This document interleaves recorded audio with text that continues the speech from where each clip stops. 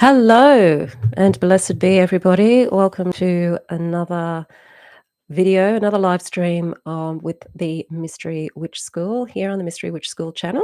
Welcome to those of you who've been waiting for the live stream, and welcome to those of you who are watching the replay. If you're watching the live stream, please jump into the chat and join in on the conversation. And you can also do that if you're watching the replay as well, because you can also put in the discussion field anything that you want to put in there. So before we start, while I'm waiting for YouTube to get notifications out to people and people to join in, hello RC Scott, hello Lewis. I'll just let you know a little bit more about Mystery Witch School in case you're new to the channel. Mystery Witch School is here to create, I guess, some other ways of speaking about the craft and talking about Wicca and witchcraft that just offers, I guess, another point of view and maybe just other ways of working with the craft. Everybody is an individual, and I think, paganism in general is pretty individualistic. And so you get a lot of different varieties of the way people work and the way that people do things. And the same goes for witchcraft and also Wicca. Look, I know that Wicca has been institutionalized over the last few decades. And so a lot of people believe that it's one thing and one thing only, but originally it wasn't. It was a lot more flexible. And so I tend to be a little bit more old school with that flexibility there. And I would say there's a lot of eclectic Wiccans out there, and there's also a lot of Wiccans out there who are solitary. They're not all part of institutions or covens. And that's one of the reasons why Mystery Witch School is here. It's to try and bring everybody together, really, to talk about the things we do have in common and not to worry too much about the things we don't have in common, because everybody's different. It's also here for people who are new to the craft as well, who, maybe there's a lot of confusion out there about what things are. And so I'm just offering, I guess, my experience too here on the channel. I also offer, there's some free information you can get to from my website. There's the How to Start Your Witchcraft Practice. It's about a 30-minute video that just gives you a blueprint if you are trying to learn the craft on your own and you just don't know where to start. Or, what do I start with first? And then how do I learn all of this other stuff along the way? I say slow down, take your time. You don't have to learn everything at once. So that video is on my website, mysterywitchschool.com. It's called How to Start Your Witchcraft Practice, and you can download that from my website. And you can also get a link to that on my YouTube channel too, underneath this video or any of my videos that you will find on this channel. I also offer courses in eclectic Wicca as well. So there's a 12-month course there that's to bring witchcraft into your life on a daily basis and to help you feel more connected to yourself and to your witch self, and to discover more about who you are and more about what you can do, and more about how to bring more joy and peace into your life simply through practicing the craft. And I have other courses as well on tarot. So if you want to become a confident tarot reader, there's a Confident Tarot Reader course. I like to teach people to read the tarot with their intuition as well as the knowledge of the cards, and also to use the tarot as a means of telling stories, because that's what they do, really. They speak to the subconscious mind, and our subconscious mind is great with images and stories and building connections between things. So that information you can also get from my website or my YouTube channel underneath this video. And I also work a lot with shadow work too. There's a few people that work with shadow work in the craft. I'm one of those who just love to work with shadow work. I don't see shadow work as being something nasty or horrible or something that you've got to beat yourself up over. It is a way of just exploring who you are and why you're the way you are. And if there's anything that you're not happy about, like beliefs that you might have that are stopping you from really truly being who you are, then changing them and into something that's actually more helpful to you. So that's another other things that I do here on this channel. So if you're new to the channel, do subscribe, do share the videos, and there's also super chat and super thanks there if you want to donate. And on this channel, you're going to find things on magic, Wicca, witchcraft, shadow work, and tarot. Okay, so now we've got some more people. Hi, Vern. Hi, Devon. Hi, Swakman. Welcome back, everybody. For those of you who come regularly. Today we're talking about the 13 goals of the witch. And this is, I think, the first time I came across this was in one of Scott Cunningham's books.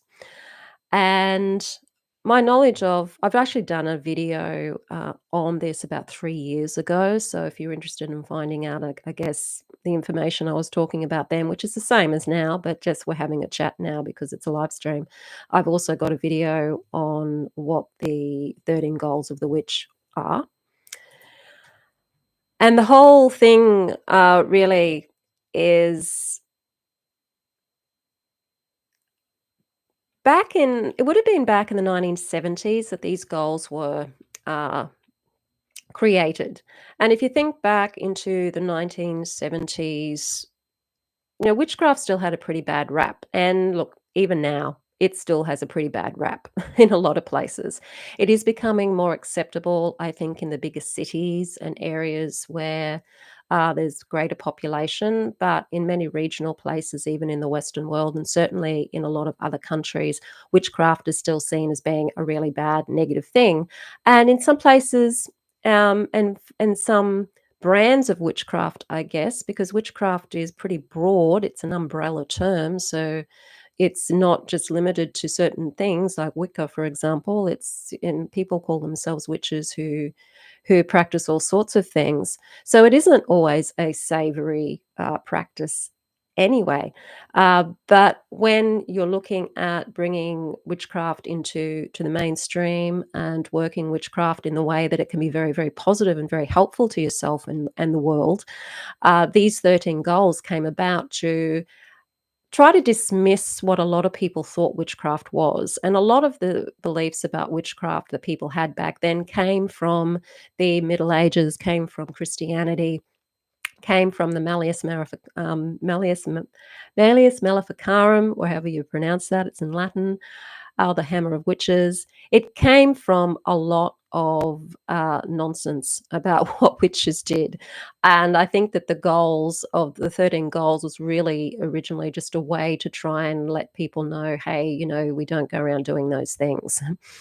So it's a way of putting witchcraft in a more positive light, particularly back in the 1970s and 80s, when it was still trying to get more of a better reputation so that people could access the craft without feeling like they were doing something bad or something wrong, or that by being a witch there was somehow anything bad or wrong about it. And these goals came about by a group of witches. I think they're in the US actually, that came up with these 13 goals. Now, this is just a group of witches in the 1970s who came up with this as the goals. So think of the time, the place, and the people when we're going through the goals. But a lot of them, they're pretty relevant now. And they're not like something you have to follow. They're not like rules or anything. They're really just there to give a little bit of guidance, I think, to people who are entering the craft at a time when the craft was still pretty new in the mainstream world. And as I said, to try and give it also a more positive reputation out there. But the goals are pretty good. And of course, they use the number 13, which is associated, I guess, with witchcraft being, 13 members of a coven traditionally, although that doesn't really necessarily happen anymore either. So it's the 13 goals of the witch. So I will, and if anybody wants to jump in, and that can be with your experiences of these practices yourself, doing them like meditation, for example, that's one of the goals. Yeah, just to join in on the chat. Haven't covered grounding and centering regarding spell work. Okay, yep, we can do that. I talk about that a lot, I guess, in my courses, and then I forget that I haven't done it on this channel. Okay, hi, Mike. Okay. So the first goal is to know yourself. Now that also comes from uh, the whole hermetic or the occult know thyself. Okay, and knowing yourself extends beyond the ego self. So often when we think we already think we know ourselves, but that's just our ego self a lot of the time, and that's who we think we are or who we think we should be a lot of the time. We don't really know who we are. And so if you're looking at know yourself, it's extending beyond the ego self.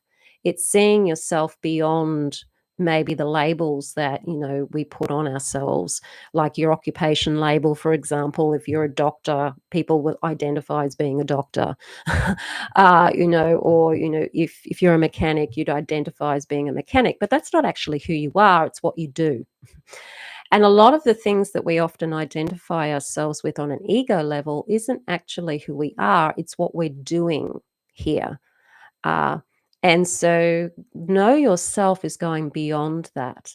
And that's taking it to know who you really are underneath the veil of the ego or the persona, knowing that you are a magical being here, having a very strange human experience here on planet Earth, and really finding out who that true self is, who your higher self is, why you're here, what you're doing here on that much, much, much deeper level than just the ego's association with a label of something. Uh, it's going beyond that. And one of the ways that you can really work with that is to do various types of inquiry meditations on who am I? Sitting there in meditation and just taking notice of your body, for example, and how you're feeling in your body, and asking yourself, well, who is feeling this? And doing the same with your emotions and doing the same with your thoughts. And that way you're kind of observing your body and what it's doing. You're observing your emotions and what they're doing, and you're observing your thoughts and what they're doing. And you'll notice that when you start doing that, that there's a part of you that isn't getting caught up in the body or the emotions or the thoughts. And that when you access that observing self, you're starting to access who you truly are. And that's where the fun can begin. Knowing yourself is also the shadow work side of things too. So through shadow work and learning about those parts of you that you've tried to hide away, um, because they're not acceptable in maybe your culture or your subculture, uh, and trying to either force yourself to not experience those things or be those things, um, or you can be denying that you even have those qualities. And that can actually stifle you from actually truly understanding who and what you really are. And so the shadow work is about finding all of these parts of yourself, whether they're acceptable or not, and then learning how to integrate that in a way that's actually going to be positive for you in your life. And by integrating the shadow in a positive way, because there's gifts in it, then you can utilize that power, that really strong power of the shadow, and do a lot of really great things for yourself in the world, or family, friends, or depending on what you're here to do. So the knowing yourself is so, so important, and such an important part of the magical path in general, that I think it's still an important aspect and a goal of a witch, to being an occultist, which is being magical people and delving into magic. The more that we know ourselves and who we really are, the more empowered we become, and the more we realize our individual sovereignty, our divine sovereignty as well. And that's really important for us to remember, because back in the past, during the witch hunts and well, right up until very recently, we haven't had that sovereignty. And in still some places, even in the Western world, we still don't have that sovereignty to be able to come out and be vocal about who we are and what we do, when really we all have that divine sovereignty to be who we are. And unfortunately, in the Western world at the moment, we're going through a phase of losing our sovereignty in general. So it's something we've got to really understand that we have. We are sovereign beings. So that's the know thyself part and the first goal. So here we go. I'm just trying to find a comment. Doesn't what we do and our habits dictate who we become? What we do and our habits dictate who we become. It's actually who you think you are that dictates your habits and your what it is that you do. So your image of yourself is influences what you do. So think of it that way. How you see yourself in the world influences what you do in the world. And so if you want to change what you do in the world, then you have to change the way you perceive yourself because you may not be perceiving yourself in a way that's really understanding who you really are. Because when you change your perception of yourself, everything around you changes. And that's the magic, the magic of inner work. And it also creates magic on the outside as well, if there is an outside. Not that there is an outside, but magic's a part of that too. So when we're doing spell work, we have to be the person that has that result. So we have to change ourselves in order to have that in a way that's comfortable for us. Okay. Hi, Weezer. Vern says, I first saw these 13 goals in 1974. They were passed around by a group calling themselves the American Council of Witches. Yes, that's right. In a newspaper published by Llewellyn, a publishing house in the USA. Yeah, and Llewellyn, of course, so many books still come from Llewellyn. I think most of the witchcraft books were Llewellyn books, particularly back then. Yeah, and so you can understand the era, the time when these were created. Okay. So that's the first one. The second one is to know your craft. So knowing your craft is knowing what you're doing, your craft. So if you're somebody that does woodcraft, it's knowing how to do woodcraft. If you're a silversmith, knowing everything you need to know about silversmithing. Witchcraft's the same. It's knowing as much as you can know about your craft. Now, witchcraft's pretty broad. There's a lot to know. And you may find there's some things you gravitate towards and some things you're just not really that interested in because we're all different. We've all got our skills. We've all got things we're naturally good at and things that we're not particularly good at or just really aren't interested in. And as witchcrafts come more into the general occult scene in Western culture, it's extended beyond folk magic and working with herbs and working with the elements to also extending into working with various different ceremonial aspects or ceremonial magical aspects as well. So witchcraft's really extended over probably the last 50 years. And so there's even more there that you can learn. So it's just understanding what it is that you really are interested in learning as a witch. A lot of different witchcraft labels have come about because of people focusing on particular aspects of the craft that interest them.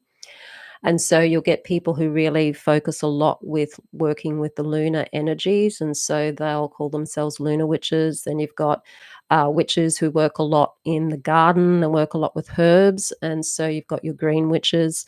And a lot of people sort of using, I guess, labels to emphasize what they're focused on and what their brand of interest is in the craft. But witchcraft in general, there's a lot of things. I think one of the main things, of course, is magic. So knowing magic, knowing what sort of magic you like to work with, and having a little bit of a knowledge of the various different types of magic or the different genres of magic is good to know, but you don't have to be able to practice every genre of magic because there's a lot of genres of magic out there. and some of them you're not going to gravitate towards, and some of them you will. So it's looking at folk magic particularly that's very connected to witchcraft, earthy type magic, so working with herbs, working with rocks, working with the elements, working with the lunar cycles, working with the solar cycles, the natural cycles. And working with those is very much a witchcraft thing, because witchcraft is very much connected to working with nature. Historically, witches were pretty much more in the common folk. They weren't up in the upper echelons of society, like more the ceremonial magic comes from. So it was more grassroots. It was more raw in the way that people worked. So they worked a lot more with nature. So looking at natural magic, folk magic, is probably a really good thing to understand and to know.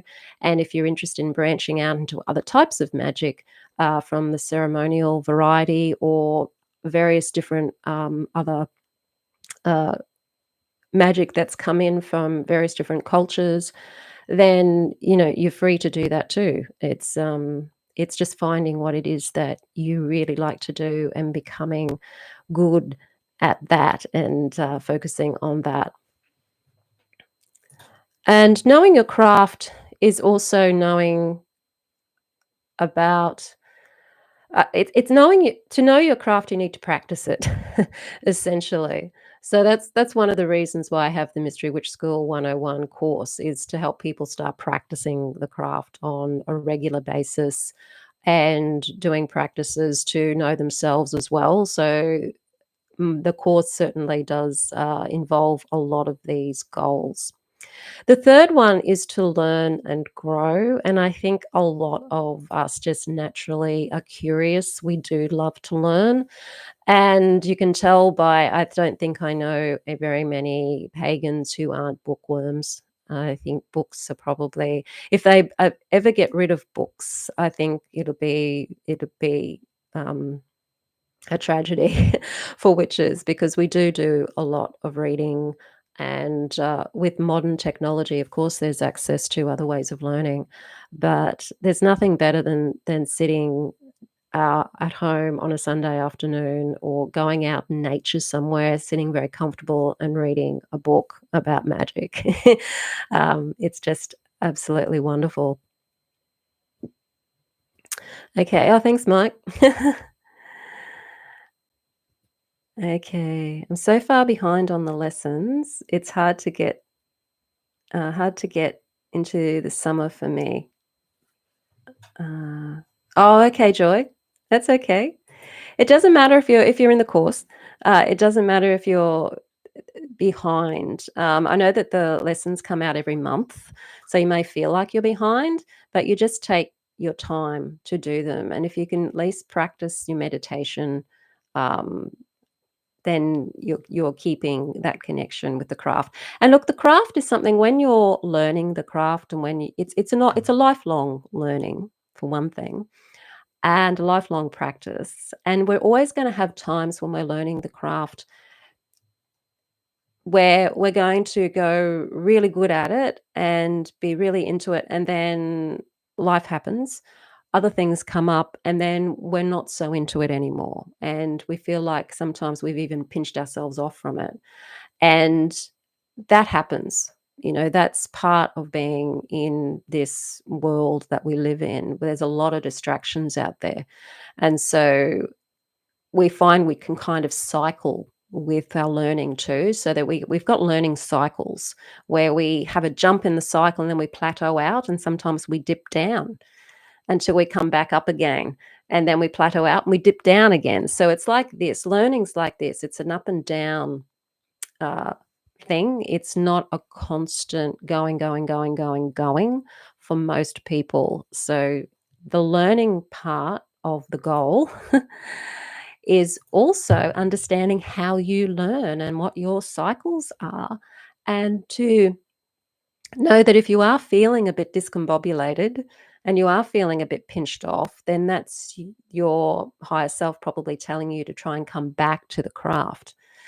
And you'll know when it's time to come back because you'll start to feel like something's missing again. And then it's time to come back to learning more and practicing more.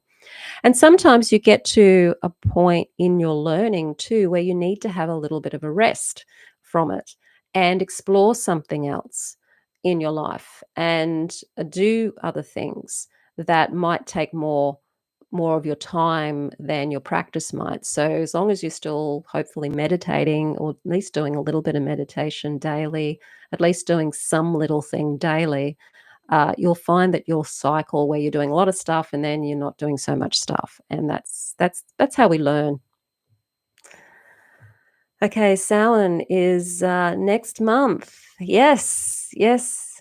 Everybody getting excited about that. We've got Beltane coming up. Yes, in another 6 weeks here in the Southern Hemisphere, but Halloween's also celebrated sort of here. Not really in a big way though, like it is in the US and I think maybe the UK. Everything has cycles, yes. Follow nature, and so you'll learn your own cycles too when you're learning what your cycles are, and when is it the best time for you to practice? When is the best time for you to learn too? We've got a different uh, circadian rhythm too. So learning and growing was is the third one, and, I think that's a pretty good goal, and I think that's just simply what we do anyway. I don't know whether we need to actually make a conscious goal of learning and growing. I feel that, a lot of us naturally gravitate towards doing that anyway. The fourth one is applying knowledge with wisdom. So to have the wisdom for a start, you have to have the experience. And you have to know yourself to a large extent. You have to know your craft uh, and also be able to learn and grow. So it's almost like, in a way, these goals, and I may have mentioned this on the other video I did about this, is that each goal kind of needs you to have already be doing the one before it. So, for example, know thyself is pretty important also to know your craft and to learn and grow and to the rest of the goals. And applying knowledge with wisdom, the wisdom part really is coming from your knowledge of yourself and knowledge of your craft and your experience in the craft. And applying the knowledge is, it's not just about head knowledge, it's also about how applicable that knowledge is to a certain circumstance. And it's sort of going by case kind of thing when it comes to the craft, and not getting caught up in thinking that the knowledge is the be all and end all of it, and getting caught up in the head. And also, getting caught up in ideologies too. Because religion is an ideology, and a lot of people can become very ideological about the craft, about anything really. And that's where it's all caught up in the head and caught up in theories and caught up with desires, but not really having the wisdom to understand whether these things can actually be put into practice in a way that's actually going to work out. So applying knowledge with wisdom is about asking yourself, okay, ideologically, I may want this to be the case. However, how practical is that? Can that work out? And if it could work out, how could that work out in a way that's actually positive? So it's being wise and being able to be courageous enough to be able to question what it is that you want, and to be brave with that, because I think a lot of people, and this is just history's full of it right up until the present moment, where we get caught up on an ideology and think that everybody else should believe that ideology too, and that ideology needs to be forced into practice. But unfortunately, it doesn't work in practice because you're trying to force it on a lot of people, and human nature comes in and all sorts of other factors come in, and it just ends up creating a tyrannical mess. So that's an important thing to be when you're being a wise person. Okay, witchcraft, the craft of the wise, is to be able to see all of those things going on. Okay. It's not just a struggle to keep up only when you're starting. Even after so many years, I still find myself drifting. Oh, absolutely. And I know when I'm drifting away too, because I will feel discombobulated, I'll feel pinched off, I'll feel like something's missing, and that's when I go, "Oh, okay, I've got to go back and reconnect again." And I find the meditation's really helpful for that when that happens, because it does, life happens, and we get distracted by other stuff because there's a lot of stuff to get distracted by, and, it's everybody experiences that. Okay, Mike says, "What's the most time you have sat in deep trance meditation without even realizing you had meditated so long?" Just curious. Probably for me, it's probably only been maybe half an hour that I've experienced that. I don't do long meditations. My meditations are usually pretty much within 15 minutes. But sometimes if you do get caught in the moment, it can actually be like half an hour before you realize, oh, I have been elsewhere for that time. uh, oh, okay, that's repeated itself. Okay, so number 5 is achieving balance. So what's that? What's balance about? We hear a lot about work-life balance. So this is interesting when you talk about balance because it reminds me of the Hermetic principle of rhythm, where you're trying to get the pendulum to trying to just little have a nice little bit of a swing in the middle rather than swinging from side to side really violently. So you're not going through extremes of good and extremes of bad. And the balance, I think, is a part of that principle of rhythm where you're trying to maintain an equilibrium as much as you can to walk through the world without the world infringing on you and creating these extremes of emotion. Because what happens with the pendulum is when it goes up one way, it has to swing pretty much almost completely back to the same level the other way. And so that's why we get extremes of emotion and extremes of things, because as human beings, we have a tendency towards extremism. And, well, we can see the damage that's doing, can't we? Mike says, "I notice that's what politicians be doing to society with ideologies they feel are important for everyone to follow." Yeah, and it's also the people behind the politicians and their agenda too. There's a lot of agendas that sort of like push things, a lot of corporations, and I mean, follow the money, and you see what's really behind the political climate. It's always follow the money because it's always linked to where the money goes. And yeah, they do because they're being influenced to do that by something that obviously is influencing them or has got their interests. So yeah, that happens absolutely. Okay, 10 to 15 minutes for meditation. Yep, that's great. It's good time. Yeah, so about balance again, it's trying to maintain our own equilibrium and balance in a very crazy, crazy world. The know thyself work can really help us maintain more of a balance within ourselves when things around us personally are going a little bit extreme, and so that we don't get caught up in reacting to things rather than being more proactive, or in it rather than sort of being able to step back and go, okay, I'm experiencing this emotion. What is that all about, and how best can I handle this situation? So it really is about us being able to have that sense of, I don't want to use the word control over ourselves. It's more of an awareness of ourselves so that we can modify our behavior in a way that's actually going to be more advantageous to the result that we want.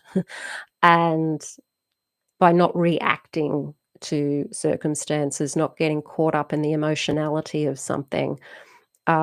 Because when we're caught up in emotion and acting out of emotion, we're, well, for one, feeding a lot of negative entities that feed off extreme emotion. And there's a lot of astral entities that feed off negative emotion. It's like food for them. And if we're finding that we're constantly reacting to things with, anger, frustration, aggression, hatred, resentment, we're not only harming ourselves energetically, we're also feeding those entities. So it's about trying to maintain a sense of more of a self-understanding and awareness of ourselves, so that when we do go into an emotion, which we do, that we can kind of understand where it's coming from, so that we can bring it back to ground, and have more mastery over ourselves. And that's a really important thing for any occultist or any magician to have. It's a big practice in being a magician. So for witches, it's a pretty good idea as well. Samhain, in my opinion, lets you know that Yule is almost here. Yeah, and Beltane's a bit like that too, because, I guess in the Northern Hemisphere, your Yule coincides with Christmas, and Christmas is still a big deal, culturally speaking, in the West. And for us here in the Southern Hemisphere, Christmas is the summer solstice. So for me anyway, I find Beltane has that sense of, the summer solstice is on its way, because you've got that festive season going on in the broader community. Okay, so achieving that balance and equilibrium. This one here says to keep your words in good order. And I think that's about really being diplomatic and being clever with how you communicate.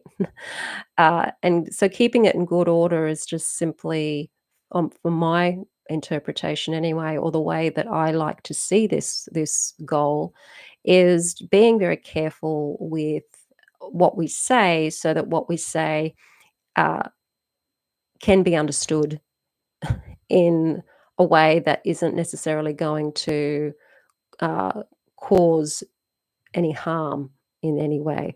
Obviously, if you need to stand up for yourself, you have to do that. Obviously, there's sometimes you just have to say things, because it's harmful if you don't. But it's just understanding when that is, and how to communicate, or how to say something in a way that's going to make what you're saying more effective. And that's something I think a lot of people have a lot of problems with. We have a culture, and this is Western culture I'm talking about in general, of not knowing how to communicate with each other when we disagree with each other. Instead, what happens, and you see this everywhere in the media, and it's probably because, the media profit from it, and, television, movies, they all profit from this, is that we start calling each other names. You're saying, "You're a this, you're a that," um, without actually having a discussion about the actual topic itself. It's like, if you disagree with me, I'm going to call you a name, instead of actually taking on what they're saying and going, "Okay, I understand what you're saying. Have you thought about this, that, and the other?" Instead, it becomes this name calling thing, where people are throwing out names at each other, and trying to insult people and bring people down personally and attack people personally, rather than actually discussing an idea or a concept or what's going on. And so no one gets anywhere because of that. And I think that's what it means by keeping your words in good order. It's like, okay, if I'm going to disagree with something, how do I disagree with that in a way that's going to hopefully be intelligent communication, to be able to get the point across in a way that the other person may be able to understand. Because if you're insulting somebody all of the time, as you know, if somebody's insulting you all of the time, you're probably going to back up and not listen to them at all, because they've already proven that they don't know how to argue really very well.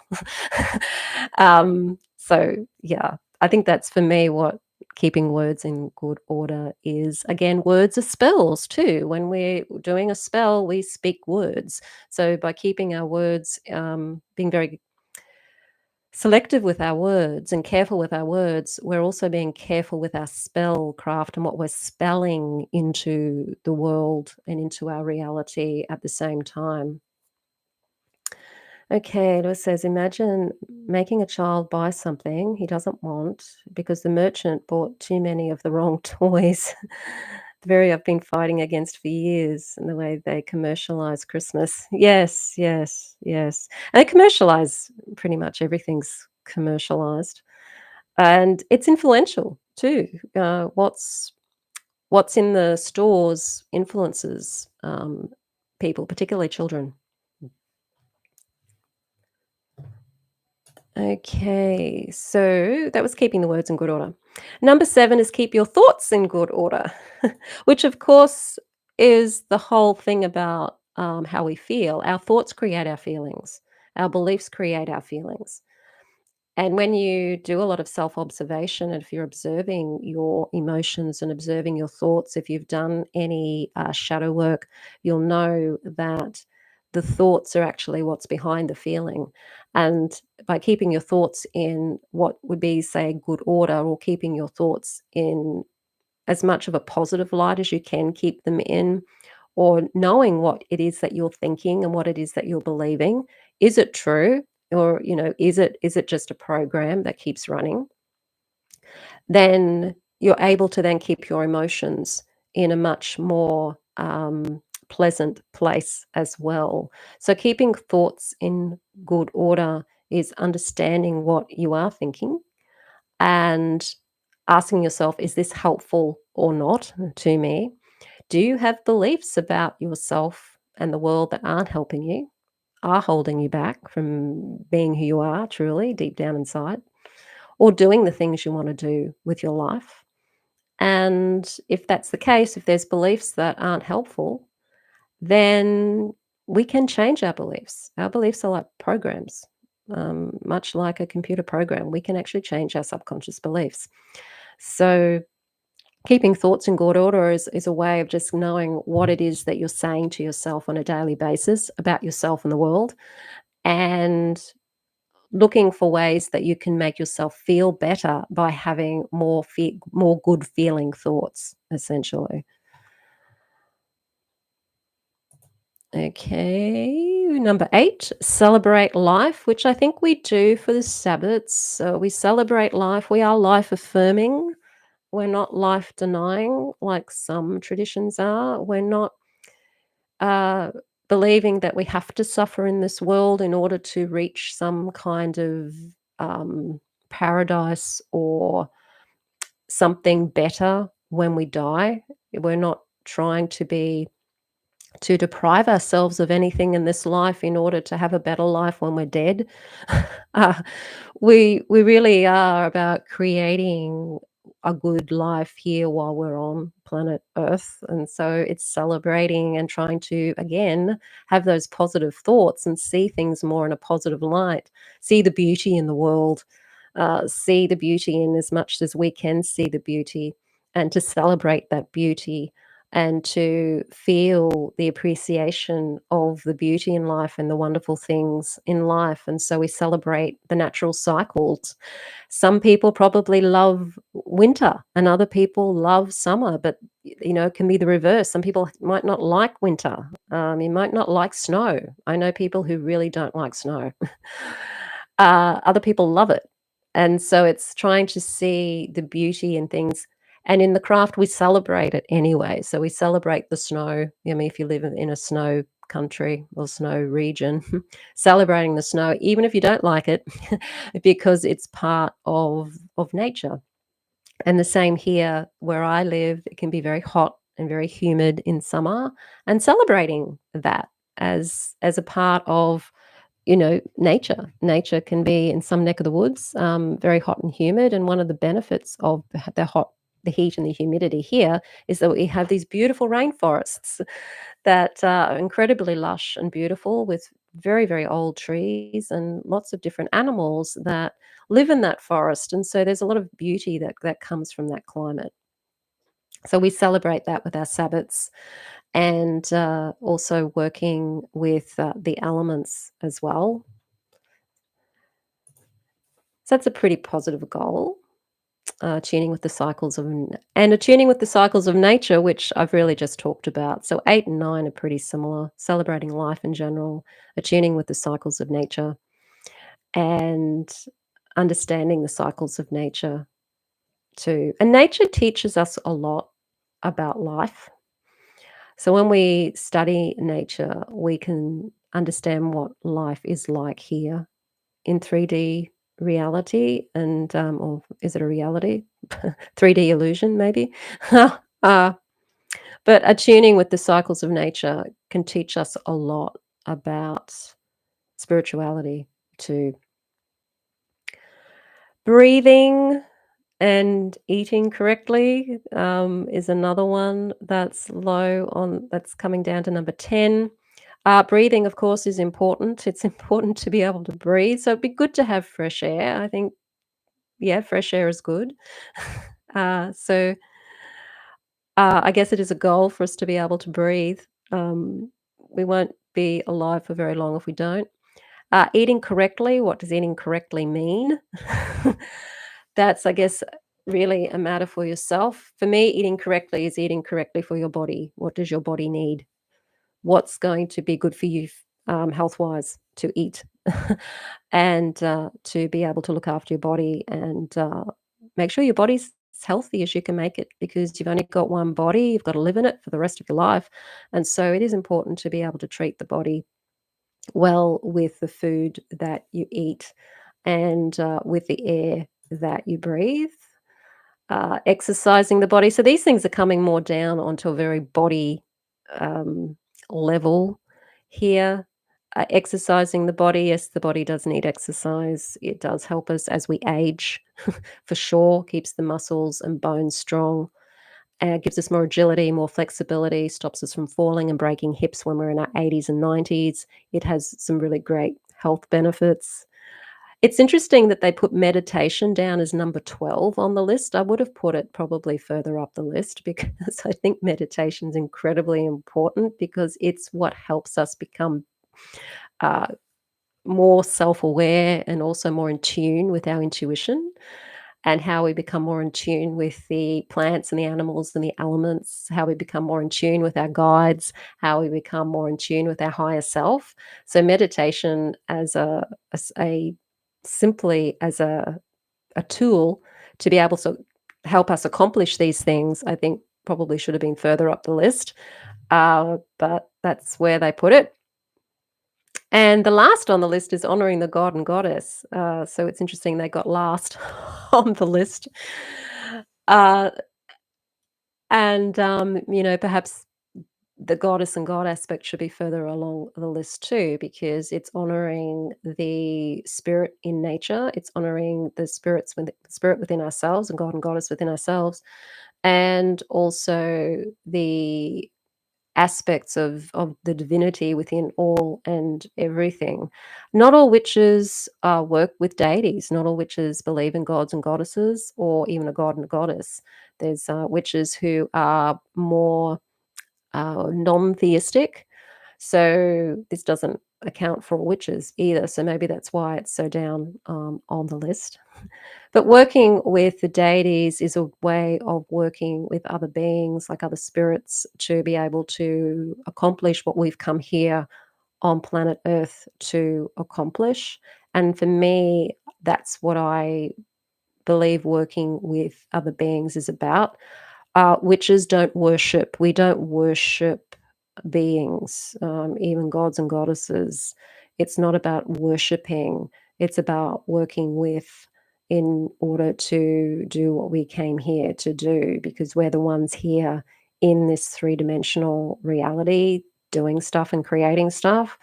So it's kind of about and as divine beings ourselves, as gods and goddesses ourselves, why would we be worshipping, anything if we're also divine, if that makes sense? So that's where I probably would sit with that. So they're the 13 goals of the witch written back in 1974. Uh, and look, I think most of them are pretty helpful. Most of them are pretty good guide.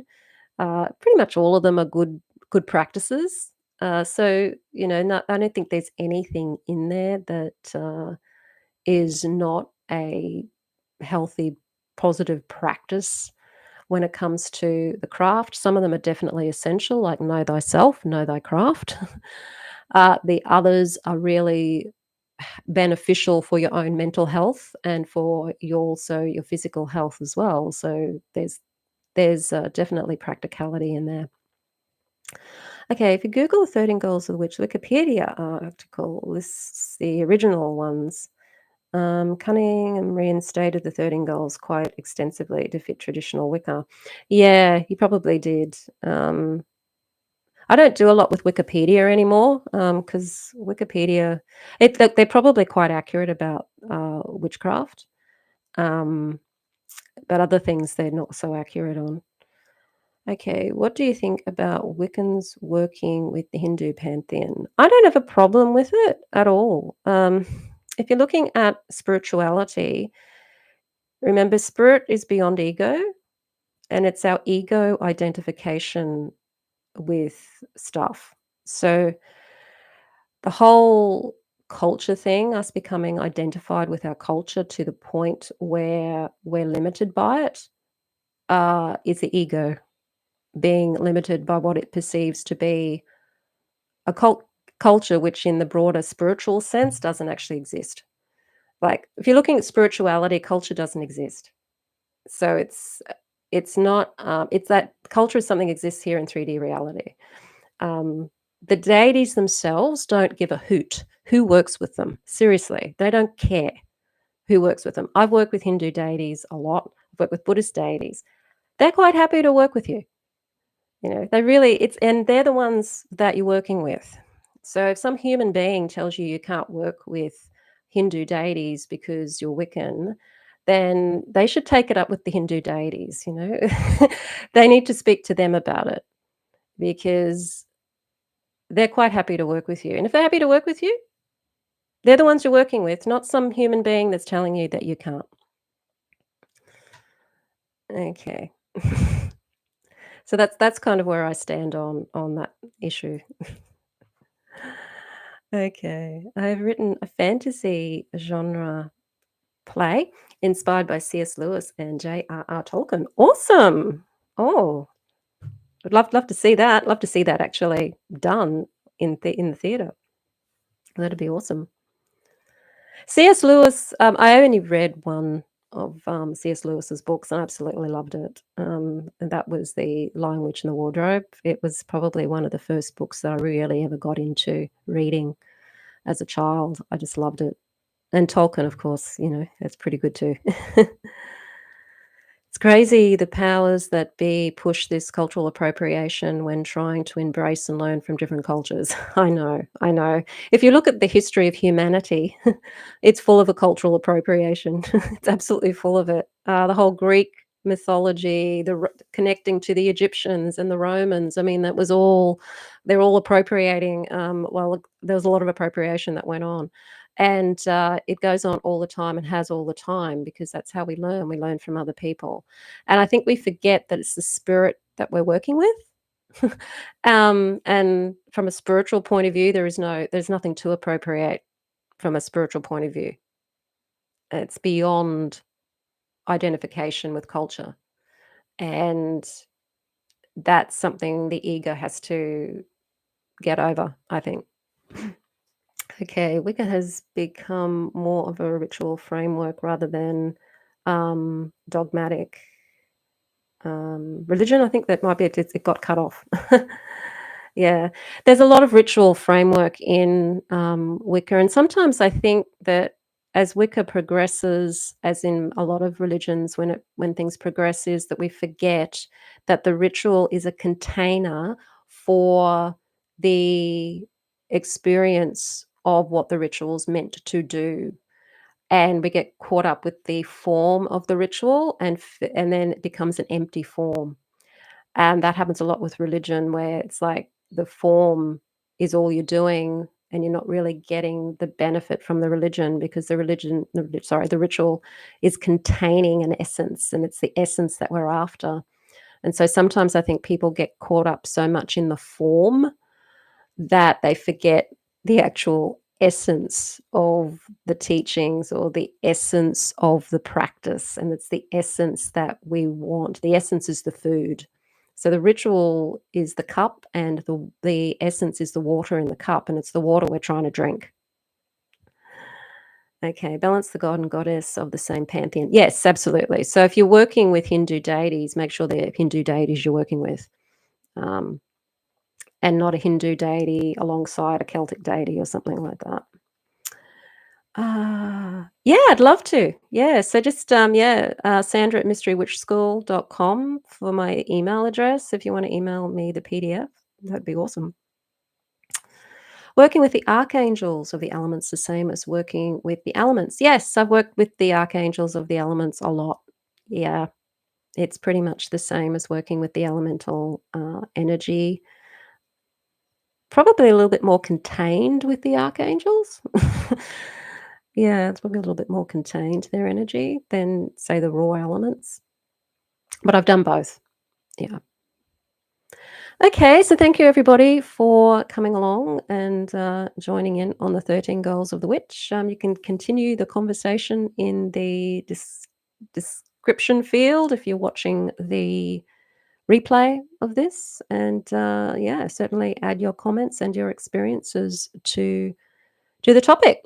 If you do want to learn witchcraft with me, the Mystery Witch School Academy is there. It's a 12-month course. It's to get you connecting to your craft, get you practicing it, and also it puts you in an environment where you do have access to other people too from around the world to be a part of the community. So we do get together on Zoom twice a month for the new moon and the full moon.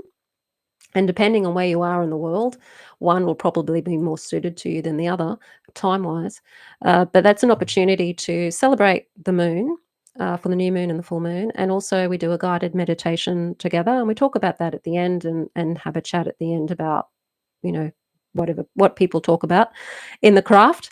And, it's just a way of bringing community, together, so that's something that you have available to you in the course, and you've also got a course that's going to be drip fed to you monthly, so that you get a month of work to do and practice, practice, practice, uh, before the next month comes along and adds to that practice. So you get to do stuff for a while and build on your skills rather than reading about it and then trying to figure out, well, how do I do this?